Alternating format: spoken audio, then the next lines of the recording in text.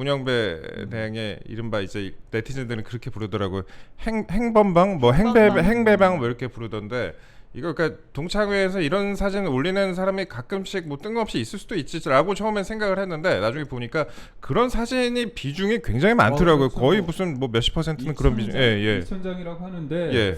그러다 보면 제가 앞서 말씀드린 것처럼 그런 사진을 피해가면서 대화를 나눌 수 있는 그런 요령이 있는 건지 그리고 무엇보다도 거기 되게 선정적인 멘트들이 있거든요. 네. 그렇다면 그거를 충분히 인식할 수 있는 상황 아닌가. 그리고 뭐 사법 최고의 누군가 뭐 그런 표현까지 있거든요. 네. 그렇다면 거기에 있는 사람들이 문영배 대행께서 여기 와서 그런 말을 했다는 걸 아는 거잖아요. 그렇다면 딱 떨어지게 나는 아니다, 도용됐다 이렇게 말씀하시면 되는데 해킹 얘기하면 예. 느낌상 문영배 대행이 쓴 게 아니다, 뭔가 이거 조작된 거 아니냐 그런 인상을 주는 거잖아요.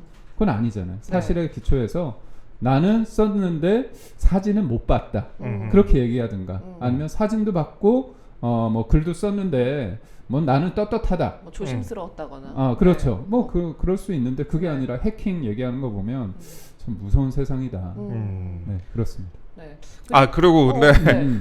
약간 그런 거 있잖아요. 네. 그 재판을 하는데 그 글이 지워지고 있는데 그 중간에 이제 재판하다가 자리를 뜨는 그런 영상들이 삭제로 나간 건가? 있습니다. 예. 그래서 제가 뭐 이렇게 그냥 어떻게 보면 그냥 웃자고 하는 얘기입니다. 요즘 헌재 그 문영배 재판관께서 좀 급해요. 네. 뭔가 급해. 저 그래서 화장실에 자주 가시는 것 같기도 한데 왜 그런지 모르겠습니다. 근데 그게 이재명 내 화장실이 아니길 바랍니다. 그러니까 결국은 재판 과정을 통해서 사람들이 충분히 그날의 진실을 알게끔 하는 게 좋은데 그 재판 과정 자체는 징벌이나 그렇게 뭔가 문제가 있다는 인상을 주면 안 되는 거잖아요. 그렇죠. 제3의 관점에서 해야 되는데 여튼 되게 심기가 불편하신 것 같아요. 뭐 이럴수록 다 국민분들이 좀 더 집요해지는 부분도 있지 않나 이런 생각도 들어요. 제가 볼 때는 문제가 있고 궁금하니까 그러니까 20, 30대는 그렇습니다. 이제 자꾸 민주당 쪽에서는 계몽령을 희화하고 있는데 그게 계몽령이라고 20, 30대 청년들이 먼저 얘기한 거예요. 왜냐?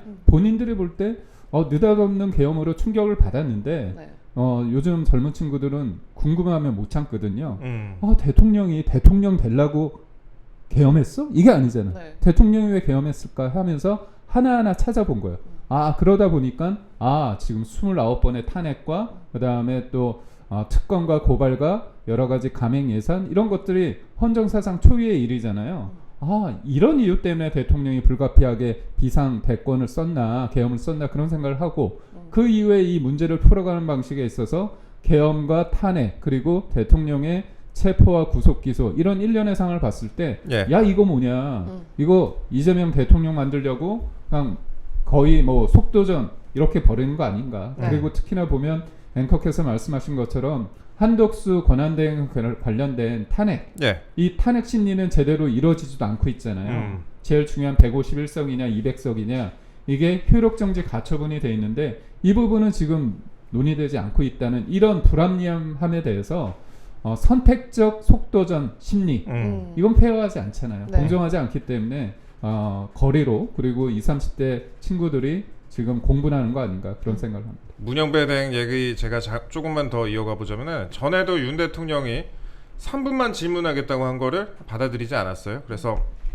앞서 제가 말씀드렸다시피 형사재판에서도 피고인이 직접 질문하는 경우가 왕왕 있는데 이런 장면을 두고 윤 대통령의 비판적인 그런 법조인들조차 지적을 하고 있습니다. 방어권 보장이 충분히 돼야 되는 거 아니냐. 이러지 않고서야 얼마나 많은 국민이 이 결과에 납득을 할 수 있겠냐 이런 식으로 지적을 하고 있는데 문영배 대행이 항상 하는 말이 있어요. 저희 평의 결과가 그렇습니다. 그리고 어제는 이제 김계리 변호사가 아니 이렇게 질문도 못하게 하는 법적 근거가 있습니까? 그랬더니 법적 근거는 소송지휘권 행사입니다. 그러니까 내가 지금 소송지휘권을 행사하고 있다. 이게 법적 근거다. 그러니까 어떻게 보면은 원임 재판이라고 받아들일 수도 있을 것 같아요. 당사자들 느끼기엔 그렇게 느낄 수도 있을 것 같고 그 다음에 어제 보니까 윤 대통령을 두고 피고인이라고 부르더라고요. 그 문영배 대행이 피고인 이렇게 부르면서 계속 반복을 하다가 나중에 아차차 싶어서 피고인이 아니고 그렇죠. 피청구인입니다. 이렇게 정정을 했습니다. 이게 피고인이라는 거는 형사재판에서 기소된 사람을 뜻하는 거지 아니 헌법재판소에서 지금 탄핵 심판받고 있는데 피고인이라고 수차례 부른다? 이것도 좀 그렇죠. 이게 인식 자체가 그렇게 고정돼 있다는 거잖아요. 그리고 무엇보다도 저는 헌재 결과에 대해서는 받아들여야 된다고 보는데 그 헌재 결과가 터무니없으면 안 되잖아요. 네. 그런 결과를 도출시키지 않기 위해서 언론도 그렇고 우리도 국민도 그렇고 20, 30대 젊은이들이 끊임없이 문제 제기를 하는 거예요. 그러니까 헌재의 어떤 재판 과정이나 결과가 뭘 근거로 나올까요? 그건 뭐냐면 법입니다. 그렇죠. 예. 헌법과 법률의 기초에서 나오는 거거든요. 근데 우리가 바보가 아니잖아요. 법을 다 네이버나 어떤 검색을 통해서 어떤 법이 적용되는지 다 알지 않습니까? 네. 그런데 앞서 말씀드린 것처럼 형사소송법 근거하지 않고 그 다음에 헌재법에 근거하지 않은 여러 가지 상황들이 평이라는 과정 아니면 재량이라는 과정 아니면 지위라는 그런 단어를 통해서 굉장히 어떻게 보면 납득이 안 되는 상황이잖아요. 그거는 본인은 절대 선이라는 걸 기초한 거예요. 내가 재판관인데 내가 지휘하고 있는데 우리의 재량인데 우리의 평의 결과인데 근데 그런 과정에 있어서 과연 그게 법의 기초에서 만들어지는 어떤 재량이냐 지위냐 그거에 대해서 우리는 질문할 수 있는 거죠. 그렇죠. 예. 그러니까 결국 최종 감시자 아닙니까? 네. 헌재라는 곳이. 근데 감시자는 누가 감시합니까? 국민이 감시하는 감시하죠. 겁니다. 그런 과정 그렇기 때문에 지금 우리가 헌재에 대해서 끊임없이 문제 제기하는 것이 결국은 뭔가 헌재를 테러하기 위한 그런 과정이 아니라는 거죠. 예. 네. 네. 또 이런 문영배 대행을 둘러싼 논란이 계속 거세지니까 강승규 의원이 탄핵 소추안을 발의하겠다 이렇게 나섰어요. 뭐 당 차원에서 얘기된 건 아니라고 합니다만 이 부분에 대해서는 어떻게 생각하십니까? 그러니까 오죽하면 그러겠느냐 그런 생각을 하는데 사실 그 기자님이 말씀하신 것처럼 우선은 당 차원은 아닙니다. 네, 당 차원은 아니기 때문에 근데 이게 저도 깜짝 놀랐어요.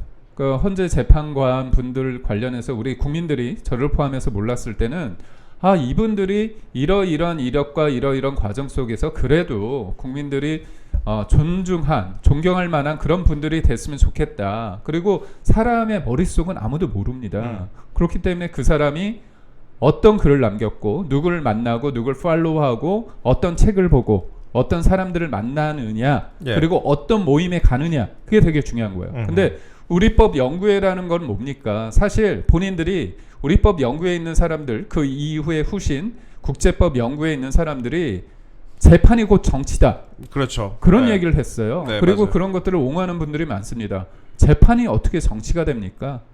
그 재판이 정치다라고 했던 그 판사님 예전에 제 사건에 담당하기도 했었습니다. 중간에 교체되긴 했었지만 네. 저 그분 보면서 좀 이러다 잘못되면 어떡하지 그 생각도 했었거든요. 그러니까 사람들이 이런 생각을 하게 된다는 것 자체가 사법부에 대한 불신을 갖는다는 그런 거 아니겠습니까? 예. 그러니까 결국은 헌법과 법률에 의해서 그 다음에 양심에 따라 한다고 했는데 그 양심이라는 그거를 이분들은 어떻게 생각하냐면 본인들의 정치적인 소신, 철학, 신념 이렇게 생각하는 거죠. 그러니까 이미 보수는 문제다. 이 전제에서 출발을 하는 겁니다. 국민의힘 사람들 문제고 윤석열 대통령은 문제다.